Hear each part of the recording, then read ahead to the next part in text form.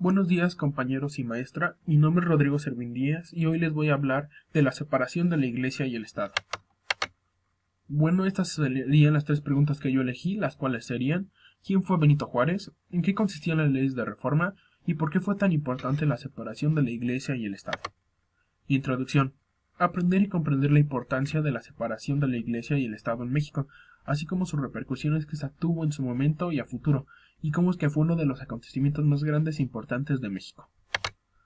Inicios de la Iglesia en el continente americano. Iniciándose a los años 1500, el Papa Julio II les pidió a los reyes católicos de España una serie de protecciones para favorecer la evangelización de los nuevos pueblos, que se consideraban descubiertos en América, entre los que se incluía México. Los eclesiásticos se comprometían a predicar la obediencia al rey. ¿Qué es la separación de la Iglesia y el Estado? La separación Iglesia-Estado es el concepto legal y político por el cual las instituciones del Estado y religiosas, en este caso las iglesias, se mantienen separadas, y las iglesias no intervienen en los asuntos públicos ni el Estado en los asuntos de las iglesias, teniendo cada parte una autonomía para tratar los temas relacionados con sus esferas de influencia. ¿Qué fue la separación de la Iglesia y el Estado en México?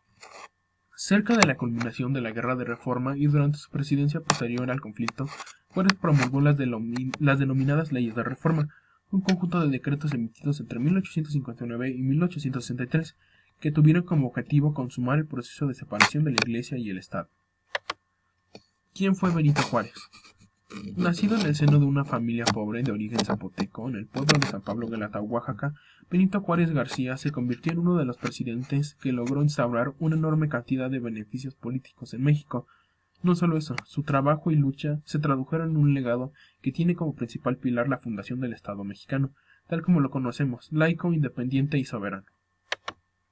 Los primeros movimientos de Juárez para iniciar la separación de la Iglesia y el Estado.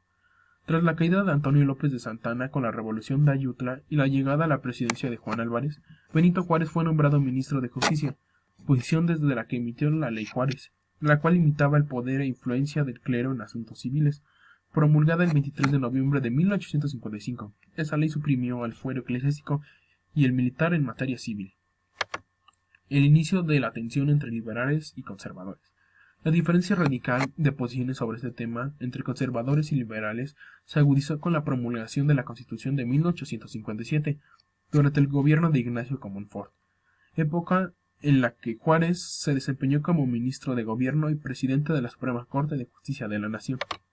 La nueva Constitución de 1857. La nueva Constitución hizo frente a los intereses de la Iglesia Católica, pues puso fin a muchos de sus privilegios, entre ellos el fuero y la adquisición y administración de bienes raíces.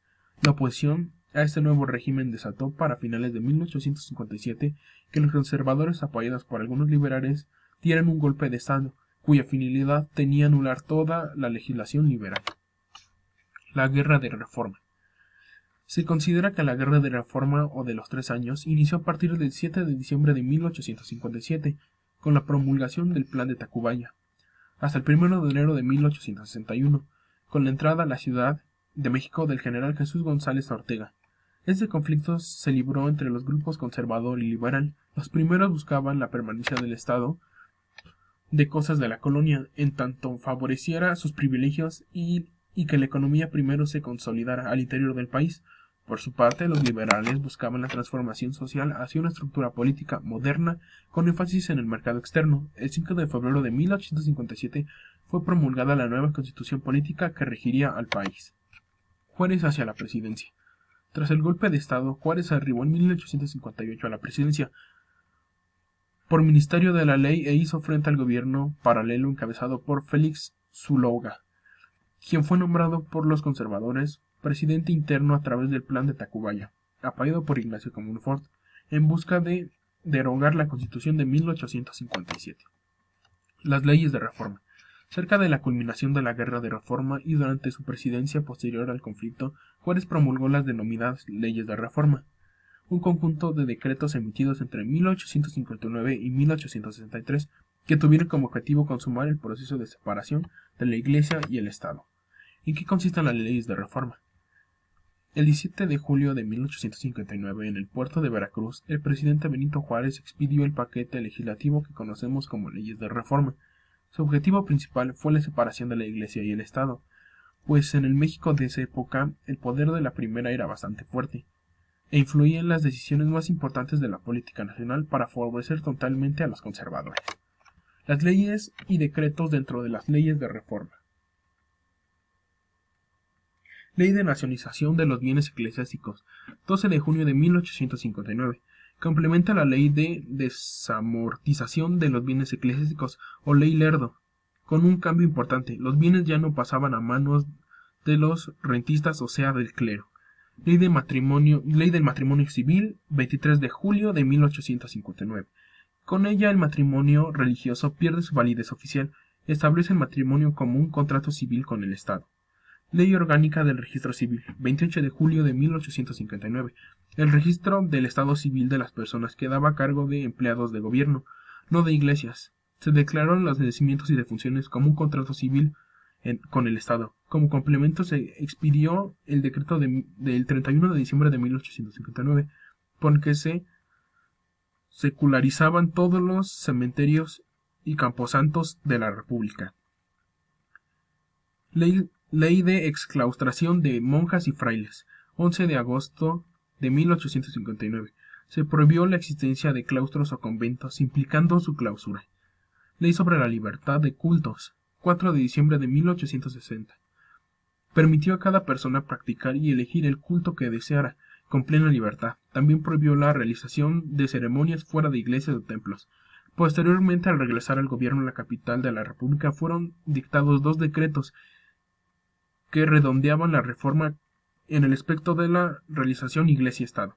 Decreto del 26 de febrero de 1861, para la salida de las religiosas y religiosos de ahí, que ahí vivían, que mandaba extinguir las comunidades religiosas, salvo de las llamadas Hermandad Cristiana.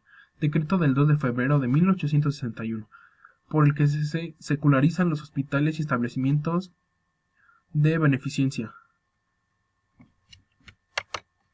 La aplicación de las leyes de reforma. Con estas leyes se desamortizaron los bienes de la Iglesia. Se estableció el matrimonio como un contrato civil. El registro de las personas quedó a manos del gobierno y no de las iglesias. Se puso fin a la intervención del clero en los cementerios. Se prohibió la asistencia oficial a funciones religiosas. La religión católica dejó de ser la única permitida. La separación de la Iglesia y el Estado en la actualidad. En la actualidad, el actual presidente de México, Andrés Manuel López Obrador, se opone a flexibilizar la estricta separación legal entre la Iglesia y el Estado, ya que asegura que es algo que no debe tocarse, y considera que es algo que ya está resuelto desde hace más de medio siglo. Conclusión. La separación de la Iglesia y el Estado en México fue benéfica para el país, ya que lo encaminó hacia la construcción de un Estado independiente, así como también la libertad de cada persona de profesar el culto de su religión. Estas serían las fuentes que consulté. Esto sería todo, espero que les haya gustado y tengan un excelente día. Hasta luego.